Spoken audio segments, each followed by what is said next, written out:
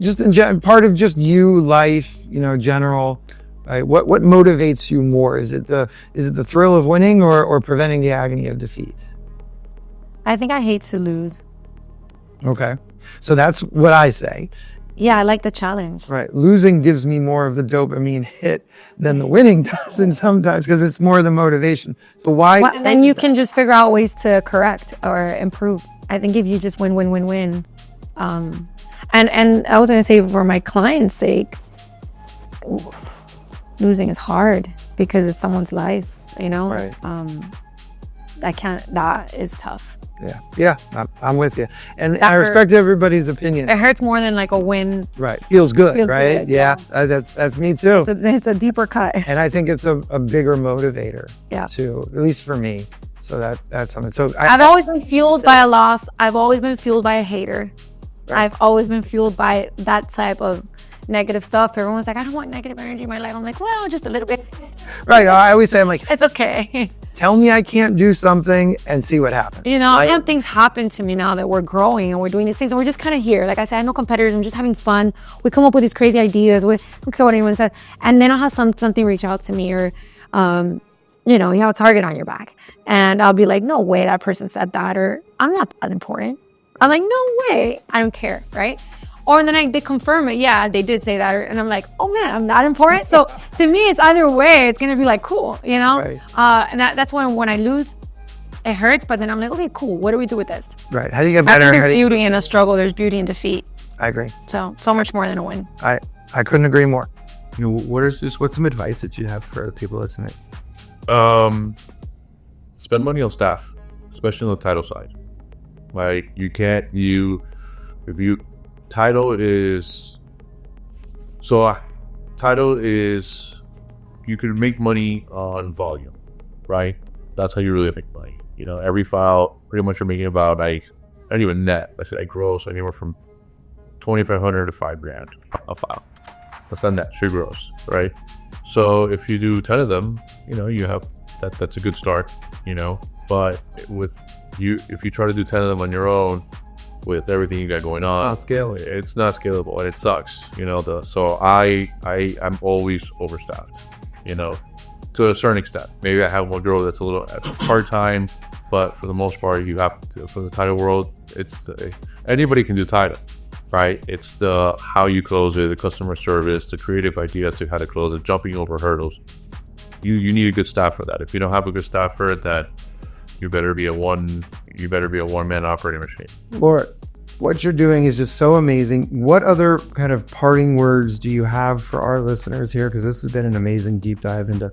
I think my message would be that the youth and the young people are really our most valuable resource, right? And Miami is a city that is full of so many resources, and if you're a parent, or if you know a child, or if you know somebody who's struggling as far as getting access to education, that could feel very overwhelming, to the family and the student.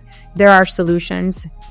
Schools like mine, organizations like my organization, schools like North Gardens, we're there to help and support, and it is a collective responsibility of those of us that have stable lives to just reach down and help these kids. Right.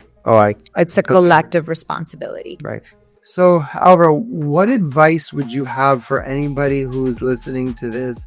Well, I'll say two things. One of them, I already said it, so let's get it out of the way. It's you got to work. You got to do the work. You can't expect for things to happen if you don't put in your own time and you don't dedicate yourself to your craft.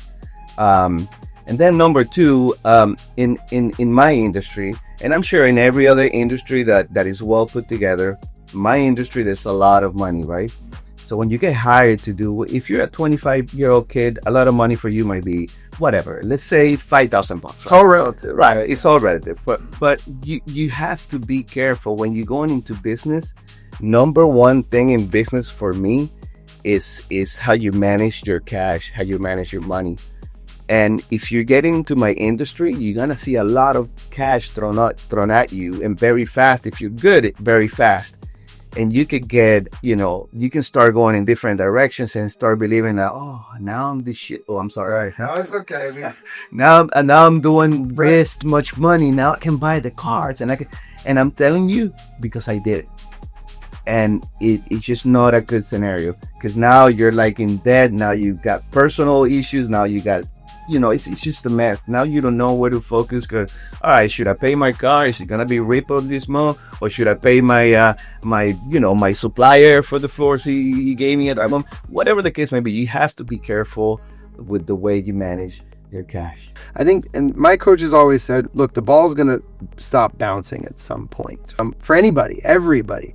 And for whether it's a baseball, a soccer ball, a basketball, right, you're gonna stop playing. And for a lot of people, it's when they're 14th, or even when they're 8 years old and they're a little bit bigger, a little bit stronger, a little bit faster.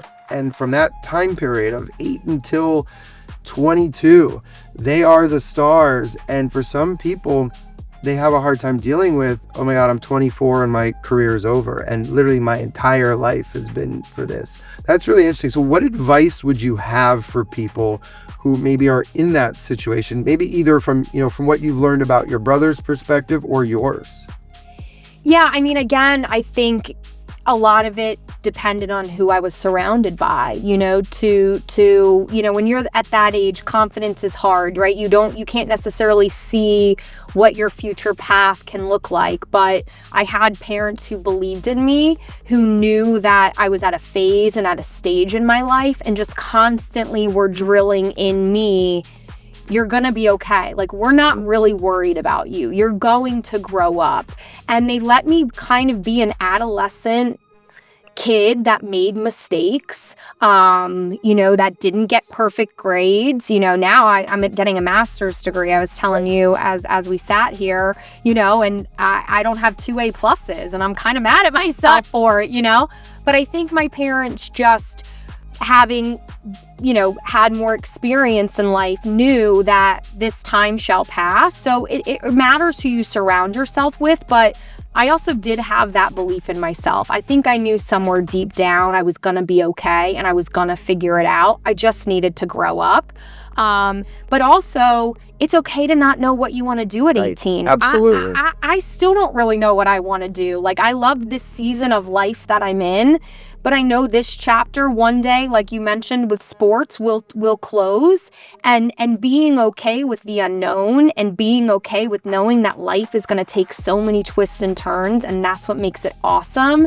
And the path, and never knowing what that path looks like, but staying true to yourself and authentic, are all that matters. And if you listen to everybody else, you're always going to be steered off course. But if you stay true to you, and what you're passionate about, the path's always going to find you.